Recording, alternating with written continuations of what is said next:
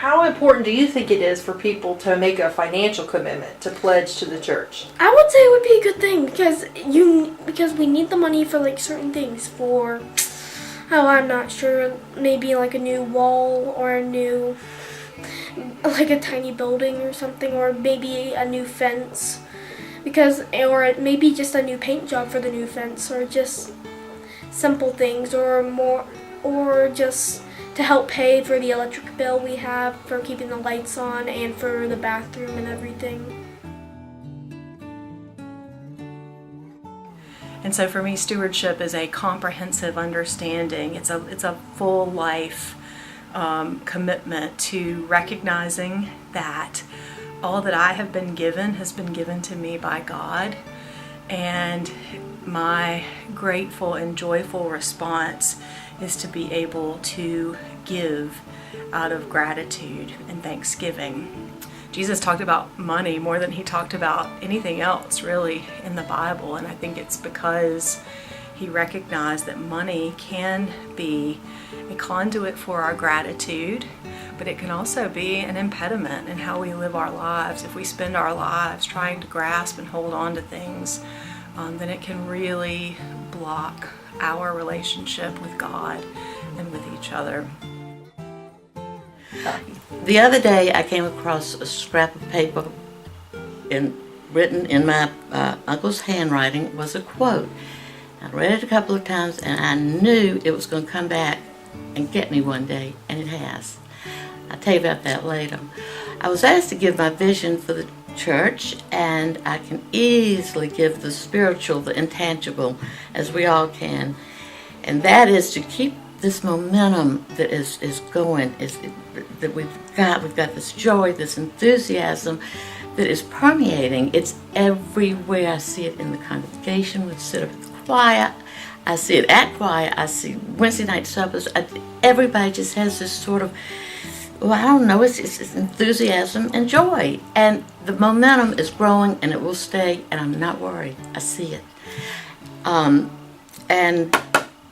then there's the tangible, which physical beauty of this church, the upkeep, the certain things need to be tidied up, just taken care of, and I know it costs money, and there are bills to pay, and things that God urges us to do in the right way, but He isn't going to dangle dollars down into our lap. We got to do it ourselves. We have got this huge financial responsibility and commitment.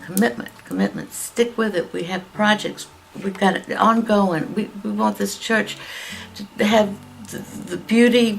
We've got the inside beauty, the outside as well, for everybody to come, and we'll have to have 3 services. Now back to this quote with this talking about the tangible. The quote is, "A vision without execution is a hallucination," which really set me back, because the big picture is great.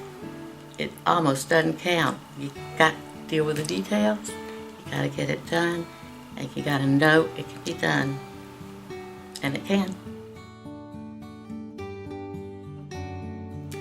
I had an experience a number of years ago when I was working at the Stew Pot Soup Kitchen, and I complimented a woman who came in that day, and she was a woman who lived in one of the area personal care homes.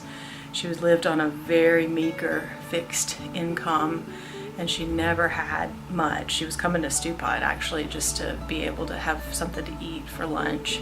She walked in this particular day and she had on a beautiful golden butterfly necklace that I'd never seen her wear before. And so I told her how beautiful it was and how I liked it. And she looked at me for a minute, kind of paused and cocked her head to the side. And then she reached up and she took the necklace off of her neck and she handed it to me. And I was horrified. I said, "Oh my gosh, I can't possibly take it. It's yours, it's beautiful."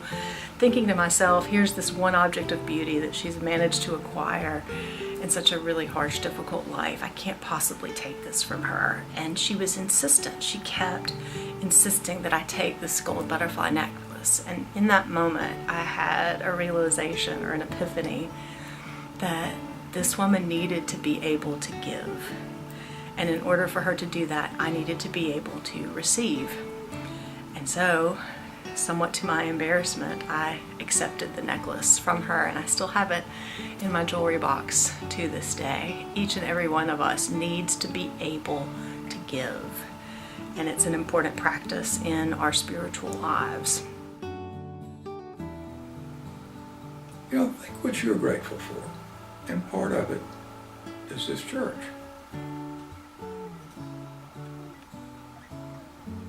You know, you get the same pleasure from giving wherever you do it, whether it's helping a child learn to read or teaching them how to fish. When you're grateful, you give. And I know you're grateful for St. Thomas's, and I ask you to please remember that when you fill out your pledge card.